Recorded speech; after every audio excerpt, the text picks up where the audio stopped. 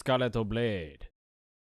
Hello, ladies and gentlemen, and welcome to Silent Night, Memoirs of a Royal Guard, Chapter 55.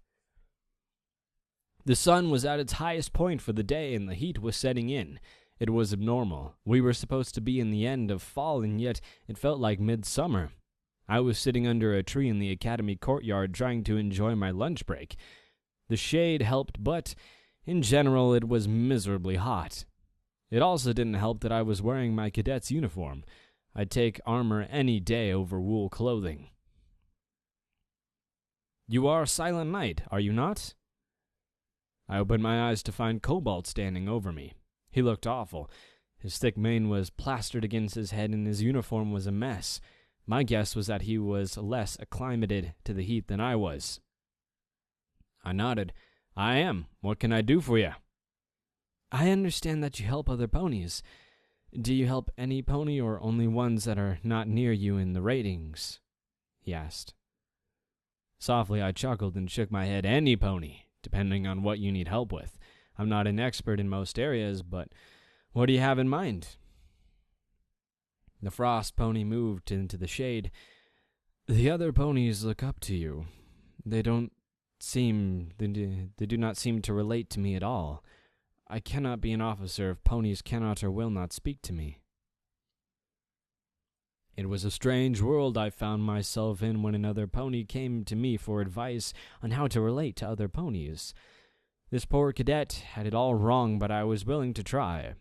I rose and replied, "You're right in that. I think it's because you're an imposing figure and they don't know what to think of you yet."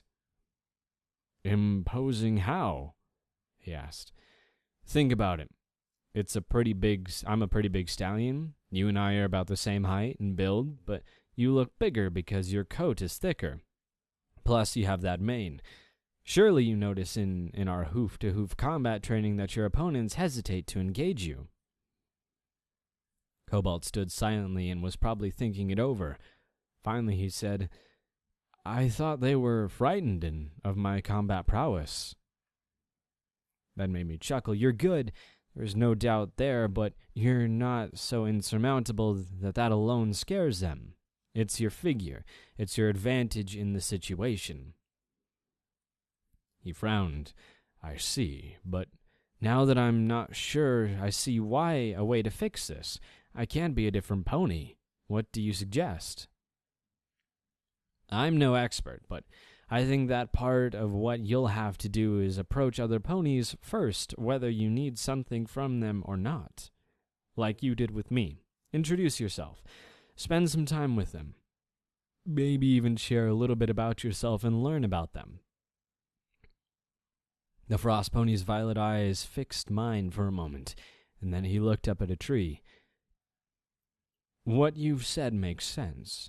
Where I come from, it is considered rude to inquire about other ponies' business. If they don't offer, you don't ask." "You must feel like every pony here is rude, then. Canterlot ponies are curious by nature." "So I have discovered. What is special, though, to warrant this curiosity in me?" "No pony here has ever seen a frost pony, or a pony with a lion-like mane. They stare at crystal ponies, too. New and different is interesting. For instance, if I were curious, I'd want to know whether or not frost ponies had disappeared with the Crystal Empire or not." Cobalt shook his head. "We did not. We live much further north. When they disappeared, we assumed the worst and kept to ourselves, lest the same happened to us." "And that is profoundly interesting. A group of ponies in a frozen wasteland living on their own for over 1,000 years. You have your own culture, art, and customs that may shed light on our own society and history." The pony let out a light sigh. "And I am to just stand and be interrogated so that I am approachable?" I laughed and shook my head. "No, you're not going to be interrogated, and the ponies here would consider it rude if you didn't ask your own questions. Consider it." I thought it over. "An intelligence exchange. They ask, you answer. You ask, they answer." He stood in silence, clearly contemplating the concept. "What do I ask about?" That was a tougher question. Ponies that were unused to asking anything might ask some wildly inappropriate things. Just general things. Stay clear of religion, politics, and relationships. Those are kind of taboo subjects. I see. We stood in silence for a while. My best guess was that he was trying to come up with something to ask me. I was willing to wait. Do Pegasus families typically leave Cloud Cities? He finally asked. It was a good enough start. I nodded. They do. Not always together, though. My parents live in Cloudsdale and my sister and I live here. I see. Do you not miss your parents?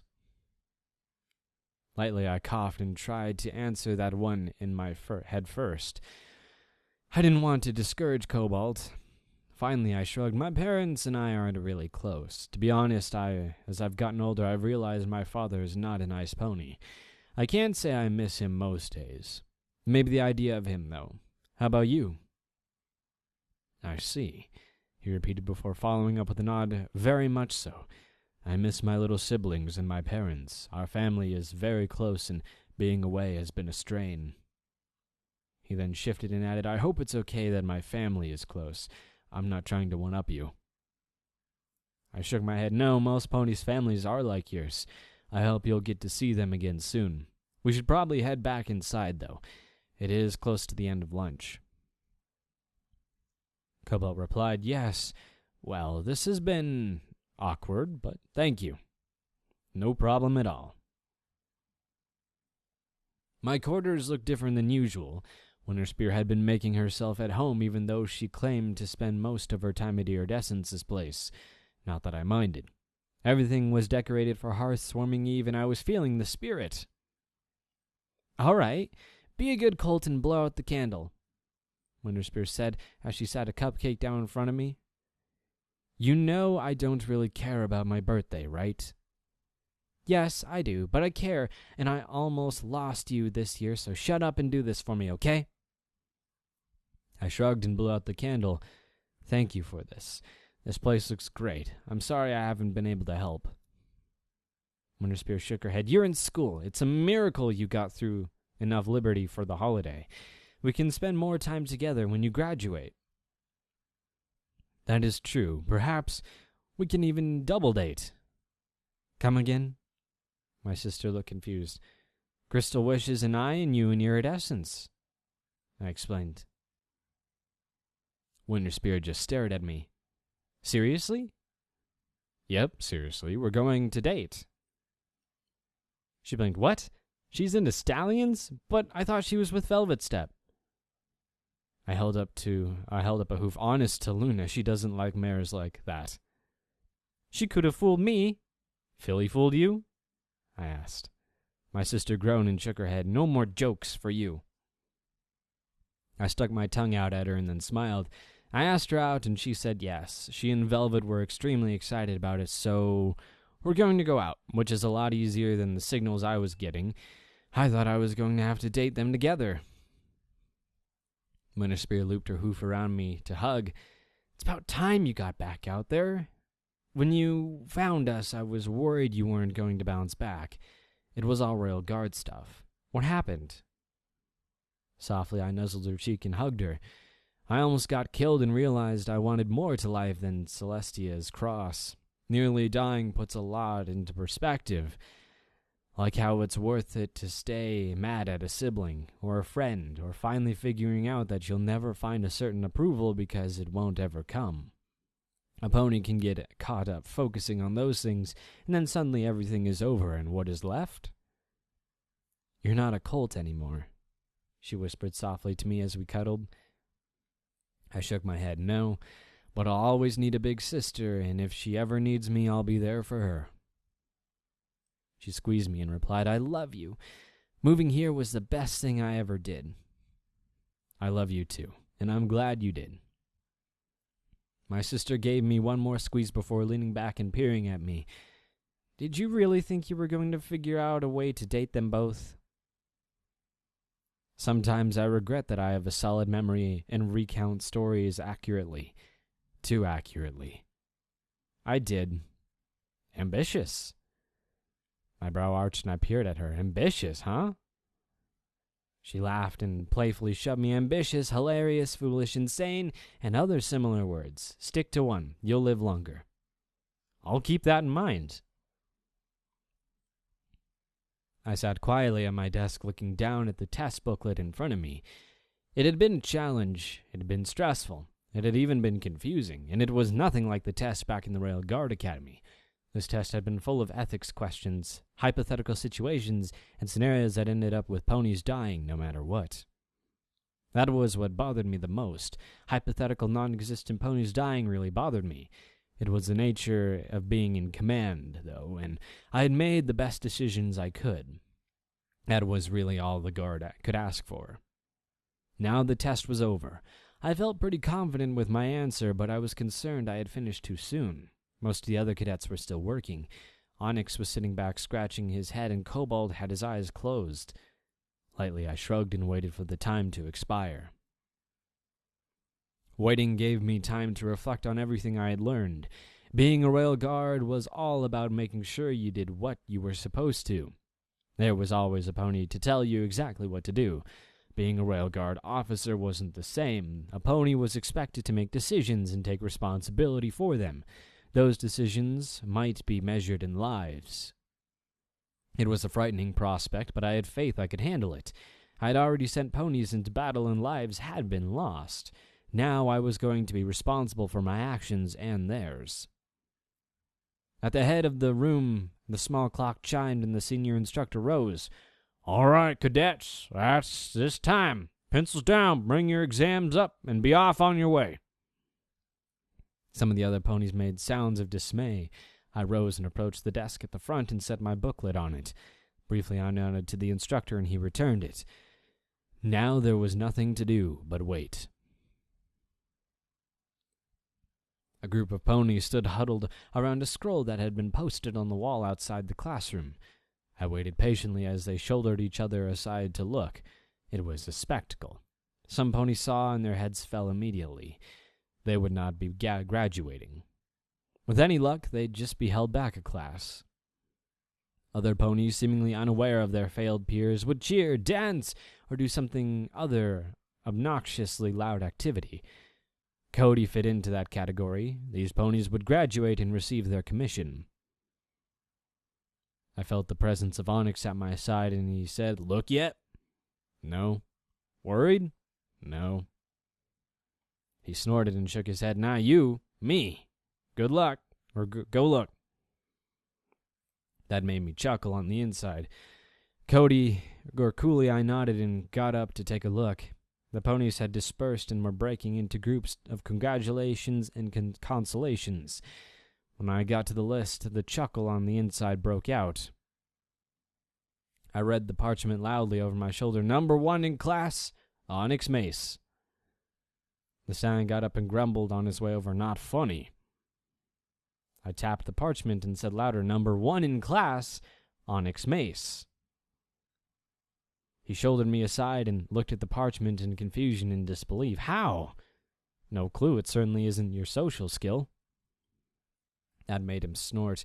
That was generally as close to a laugh as Onyx got. He slid his hoof down. "Number 10, Silent Night. Pretty good." "Agreed," I replied, before looking at the list again. There was one name I wanted to see. Cobalt Thane, number 12. Onyx turned and said, "Get your stuff. Drinks are on me." If Onyx knew anything, it was tradition, and tradition stated that the number 1 pony had to buy the drinks. I was more happy to oblige him in that as we headed off to Spearhead. Winter Spear helped me straighten my uniform.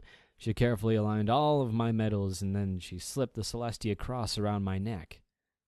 "There, perfect," she said. She was dressed in her armor, and it was immaculate. My sister had an important role to play today. "To be honest, I'm shocked it's already over," I admitted. 12 weeks just flew by. "Such is getting older," Winterspear replied. "I'll see you after the ceremony. Congratulations." She went to hug me, but then stopped. "We can wait. Wouldn't want to mess up your uniform."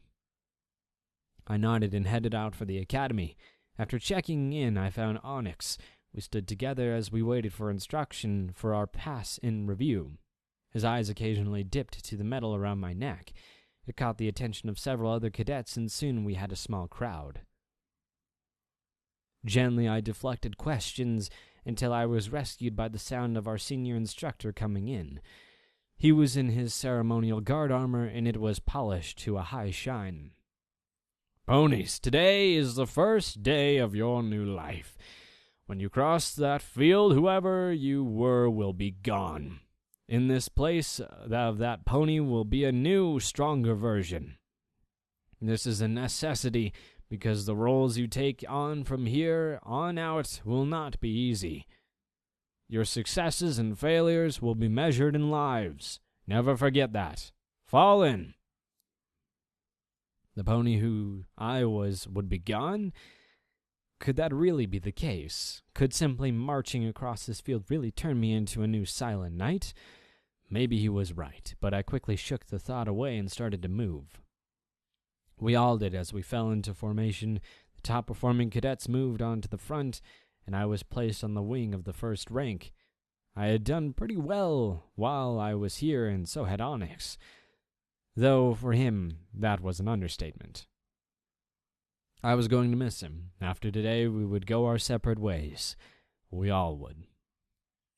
The drummers started drumming, and we began to march in place. The instructors pushed the large doors to the academy headquarters open, and we began to move forward in perfect step. Waves of cheers hit us as we crossed the threshold. The families and friends of the cadets were in the stands to share the special day. When I had graduated from the Guard Academy, if you could call it that, there was no pony there to cheer me on. This time, however, I had a whole section. In exact time and rhythm, we marched across the field. When we reached the midpoint, we perfectly pivoted to face the crowd in a maneuver that made us look like a wave of rushing water. At the head of the field, in front of the stands, was a dais, where the commandant of the academy was waiting with the senior staff. "Company, halt!" The senior instructor called, and we did so. The commander began to speak, but I honestly wasn't paying much attention to him. It was pretty standard duty, honor, responsibility, etc. My mind was focused on the crowd and how I had found a life I'd never expected. Iridescence and Winterspear were in the ceremonial armor. They really did make a good couple. It had been so difficult to adjust to, but I was glad my sister was happy at least. After my run-in with the Griffins, I had let go of any lingering resentments. It just seemed petty at that point. Today they were there and looked as proud as any pony else. Miley Hooves was beside them, dressed in the armor, which really contrasted with Runic File, who evidently looked great in a suit and top hat. The little mare was holding Hooves with him, full of confidence and glee. She certainly had come a long way, and I was so glad to have paired her with Runic. They were good for each other, and they had been good to me. Velvet Step was there, too, in a lovely summer dress. She sat close, but not too close to Crystal Wishes. There wasn't a more loyal friend than she. Velvet had invested a lot of time and her energy into putting Crystal and I together. I could never repay her for that. And then there was Crystal herself. She was in the most elegant of gowns. No pony else could have held a candle to how she looked that day. Her blonde and pink mane wasn't in a braid. She had left it long and flowing, and it accented the shimmering silver gown. Radiant would be the only word to describe her. I was certain I'd have that memory for the rest of my life. Last but not certainly least was Princess Luna, rounded out onto my cheering section. She was my surrogate mother, more or less. I was not certain if I really protected her as much as she protected me. I also didn't care. We loved and protected each other like families ought to. Normal families, anyway. Princess Luna sat next to the 2 empty seats. I'd invited my parents. That seemed to be a foolish gesture, but in honesty, it didn't bother me that they hadn't come. My real family was there, and a pony couldn't have asked for a better one. And so I charge each and every one of you to remember one thing for your entire career. We do not exist to cause war or conflict. We exist to ensure peace. In everything you do, try and promote peace and harmony, and our world will be a better place. The commandant continued, Mares and gentle ponies, it is my pleasure to present you with this season's graduates. The stands erupted into cheers and hoof stomping. It was deafening, but it also felt right. Our senior instructor shouted, Fall out and be pinned! We broke ranks and started off individually towards the stands. I reached out a hoof to briefly touch Onyx's shoulder. Been a pleasure, I said. Likewise, he replied before heading off to find his wife. I'd probably never see him again, but that was okay. That was the nature of the guard. We were brothers, even at a distance. My gaggle of ponies found me. There was a lot of individual cheering. Silent Night, we have a surprise for you, Princess Una said with her wings spread wide to keep something hidden. I tilted my head and she stepped aside to reveal shining armor. Sir? He smiled and approached. If you will allow it, I would like to do the honors of pinning you, cadet. A new lieutenant has the right to choose who places their rank pin on their uniform. Mostly this is done by a father or family member. I couldn't think of any pony better for me. It would be a privilege, I said. Shining Armor stepped in front of me while levitating a small wooden box. Winterspear moved in beside him. The colonel opened the box and carefully removed the silver-colored bar from it. With a combination of magic and hooves, he pinned the bar to my uniform and stepped fluidly out of the way. I turned ever so slightly to face Winterspear directly. Winterspear stiffened to perfect attention and lifted her hoof to render my first salute. I returned it crisply and offered her a pure silver 20-bit piece. It was an old tradition and one I liked. That made it official. I was a lieutenant now. The pony stomped and my sister hugged me tightly. So proud, she exclaimed. You have done well, Silent Night, Princess Una said as I shook hooves with Shining Armor and Runic. Thank you, Princess. This wouldn't have been possible without you and the Colonel. I owe you both a lot. Shining Armor shook his head. You don't owe me anything. Just keep looking after your ponies. That's all I ask. Verily, come, it is time for us to celebrate, for on the morrow we must go back to work. Princess Una cheered. And so we do, I said. We all left the field together. I made sure to stay beside Crystal Wishes. After all, what sort of officer and gentle pony doesn't walk with his lady? Especially not new Silent Night. A Silent Night who knew there was more to life than a job. A Silent Night who no longer worried about his family name. A Silent Night who was his own pony. Well, then I hope you guys have had a wunderbar day.